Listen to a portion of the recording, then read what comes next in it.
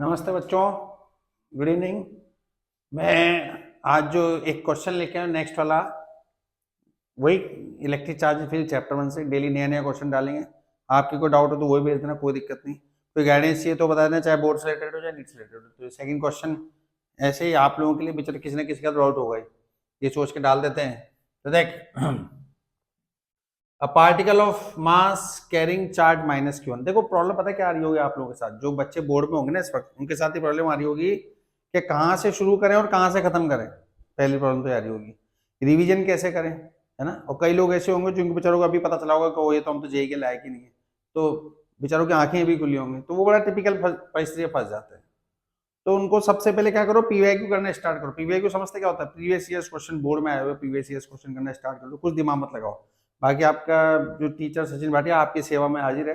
Daily एक एक बढ़िया बढ़िया क्वेश्चन जो है बोर्ड में आ चुके हैं वो डालूंगा डेली, टॉपिक वाइज उठा के। आप बस इसको प्यार दें, सम्मान दें, ठीक है ना। यूट्यूब पे भी है, इंस्टाग्राम पे भी है। यूट्यूब पे देखो बेटा फिजिक्स, इंस्टाग्राम पे भी वही फिजिक्स फ्रॉम सचिन, तो आप देखो चमत्कार। अब देखो इसमें क्या है, वो कह रहा है बेचारा एक चार्ज है जो Q2 के अराउंड घूम रहा है। ये क्वेश्चन बोर्ड में बहुत बार पूछा गया है। अपन वही क्वेश्चन लेंगे जो बोर्ड में हजारों बार बहुत बार पूछे गए, बार बार अलग अलग वैरायटी से। तो देख, ये प्लस Q2 चार्ज है, क्वेश्चन पढ़ ले एक बार। A particle of mass m carrying charge minus Q1 is moving around the charge plus Q2 along the circular path of radius r। एक बेचारा माइनस Q1 चार्ज है जो Q2 का अराउंड जो है वो घूम रहा है, तो ये सर्कुलर पाथ में घूम रहा है। दुनिया में सर्कुलर पाथ की वजह क्या होती है? पहला क्वेश्चन तो ये, सर्कुलर पाथ होता है कि जन्म लेता है?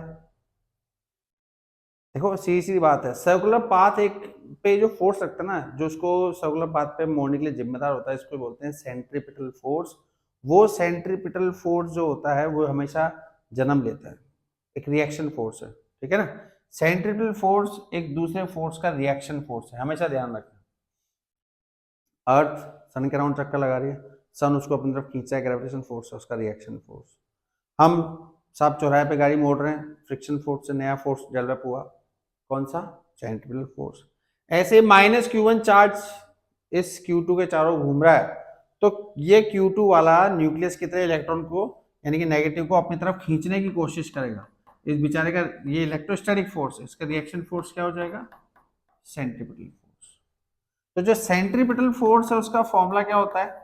mv²/r। देखो अपनी अपनी फॉर्मूला बुक बना लेना बेटा, फॉर्मूला बुक बहुत काम आती है भाई साहब।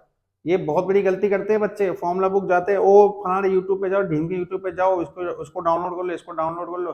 भैया देखो ऐसा है, जिस तरीके से मम्मी होती है ना, अपनी औलादों का पेट में क्या डालना है मम्मी को पता है, उसी तरीके से हर इंसान को अपना पता है अपना लेवल क्या है। तो दूसरे ने बनाया अपने लिए बेचने के लिए, तुम्हारा दिमाग मत लगाओ, तो भैया तुम वो ही करो जो इसकी जरूरत तुम्हें है। हर तरह के बच्चों को अलग अलग फॉर्मूला बुक की जरूरत है, वो अपने अकॉर्डिंग जो प्रैक्टिस कर रहा है वो बनाए। समझ में नहीं आता हो तो मेरे से पूछ ले, कैसे काम करना स्टार्ट करें, क्या प्रोसेस लगाएं, ठीक है। तो देख, ये जो सेंट्रीपिटल फोर्स है इसको ऐसे भी लिखते हैं mv/m/r², ओमेगा 2π/t होता है अगर आपको याद हो तो। अब ये रिएक्शन फोर्स है, इसकी वजह क्या होती है कि इलेक्ट्रोस्टैटिक फोर्स बराबर सेंट्रीपिटल फोर्स। जब भी सर्कुलर पाथ आए तो समझ लेना सेंट्रीपिटल फोर्स आएगा, कंफर्म आएगा, ठीक है। तो अब आपको पता है इलेक्ट्रोस्टैटिक फोर्स यानी कूलम्ब फोर्स का फॉर्मूला, के Q1 Q2 मॉड में लेना है, के मतलब कूलम्ब फोर्स कांस्टेंट, के Q1 Q2/r² बराबर mr/ओमेगा², ठीक है।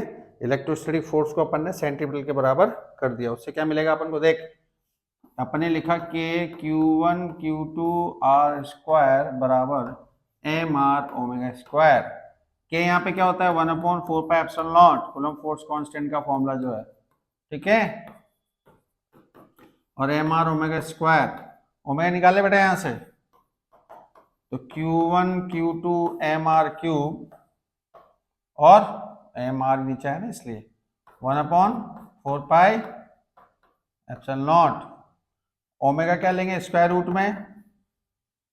Q1 Q2 4πε0 mr³, ठीक है।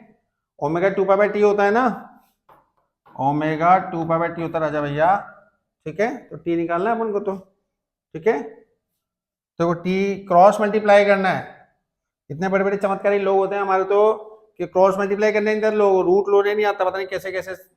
भाइयों बहनों ध्यान रखो, क्रॉस मल्टीप्लाई करते वक्त टी इधर बाकी उधर उधर कैसे करेंगे।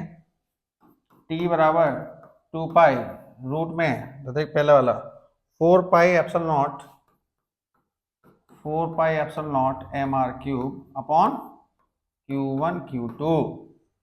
अब आपको पता है 2 पाई को अंदर भेजेंगे रूट के तो बेचारा स्क्वायर में जाएगा ना, 2 का स्क्वायर 4 और पाई का पाई स्क्वायर,